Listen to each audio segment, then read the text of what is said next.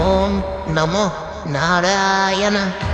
ওম নমো নারায়ণ।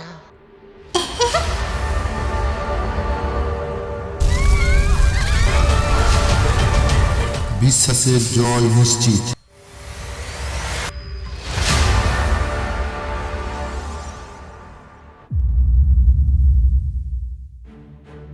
হোলি উৎসবের সঙ্গে জড়িয়ে রয়েছে ভগবান বিষ্ণুর একনিষ্ঠ ভক্ত প্রহ্লাদের কাহিনী।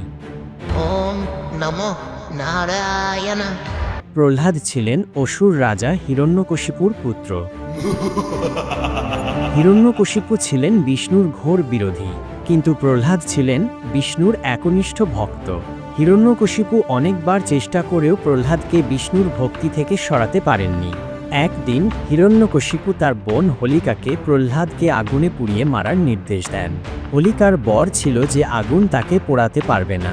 হোলিকা প্রহ্লাদকে কোলে নিয়ে আগুনে বসেন, কিন্তু বিষ্ণুর কৃপায় প্রহ্লাদ অক্ষত থাকেন আর হোলিকা পুড়ে ছাই হয়ে যান। এই কাহিনী থেকেই হোলি উৎসবের উৎপত্তি।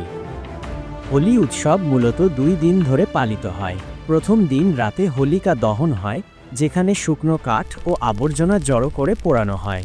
দ্বিতীয় দিন সকালে মানুষ একে অপরের সঙ্গে রং খেলে আনন্দ করে। হোলির রঙের উৎসবের পেছনে শ্রীকৃষ্ণ ও রাধার মধুর প্রেম কাহিনী জড়িয়ে আছে। পৌরাণিক কথা অনুসারে শ্রীকৃষ্ণের গায়ের রং ছিল ঘন নীল, আর রাধা ও অন্যান্য গোপীদের গায়ের রং ছিল উজ্জ্বল ফর্সা। শ্রীকৃষ্ণের মনে এই রঙের পার্থক্য নিয়ে কৌতূহল জাগে। তিনি তার মা যশোদার কাছে এই বিষয়ে জানতে চান। মা যশোদাই তাকে বুদ্ধি দেন রাধা ও গোপীদের মুখে রং মাখিয়ে দিতে। এই পরামর্শ অনুযায়ী শ্রীকৃষ্ণ রাধা ও গোপীদের মুখে রং মাখিয়ে দেন, যা থেকে হোলির রং খেলার সূচনা হয়। আজও মথুরা ও বৃন্দাবনের মানুষ এই রীতি মেনে হোলি উৎসব পালন করেন, যেখানে রং খেলা এক বিশেষ আকর্ষণ। আপনাদের সবাইকে জানাই হোলির শুভেচ্ছা।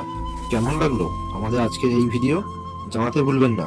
আর যদি ভালো লেগে থাকে তাহলে লাইক করুন, শেয়ার করুন, সাবস্ক্রাইব করে আমাদের পাশে থাকুন নতুন নতুন মাইথোলজি ভিডিওর জন্য।